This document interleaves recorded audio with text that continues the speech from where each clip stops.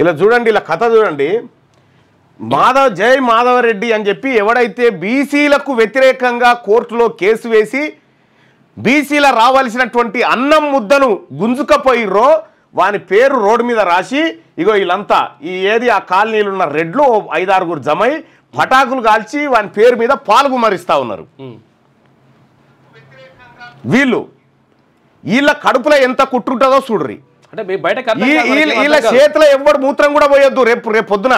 ఎందుకంటే ఇంత పాపిసి దొంగల ఆడలు ఉండరు. ఎందుకంటే తెలంగాణ రాష్ట్రంలో వీళ్ళ సొమ్ము ఈడబ్ల్యూఎస్ కోట వీళ్ళు తింటారు, కానీ బీసీల సొమ్ము బీసీలు తినడానికి ఇగో ఈ దుకాణం, ఈ పటాకులు కాల్చుకుంటా, ఈ దొంగ కథ ఇవి మనది తినుకుంటా.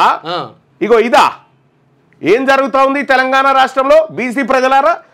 ఇగో వీళ్ళు 10 మంది జమై జై మాధవరెడ్డి అని చెప్పి ఆ మాధవరెడ్డి రెడ్డి జాగృతి పేరు రాసుకొని దాని మీద పాల ప్యాకెట్ పోసి పటాకులు కాల్చుకుంటా ఉన్నారు చూడ్రి. ఇగో వీళ్ళు పటాకులు కాల్చుకుంటా ఉన్నారు చూడ్రి. ఇగో ఓట్లేసేది ఇప్పుడు రేపు వస్తే మనకు రిజర్వేషన్ వద్దని చెప్తున్నటువంటి వీళ్ళు రేపు పొద్దున ఎవడన్నా నా పేరు రాజేందర్ రెడ్డి, నా పేరు సోమిరెడ్డి, నా పేరు అంజిరెడ్డి అని చెప్పి మన గల్లీలకు వచ్చి అక్క ఓటే అన్న ఓటే అని అంటే చెప్పు మడత పెట్టుర్రి, చెప్పు మడత పెట్టి కొట్టుర్రి.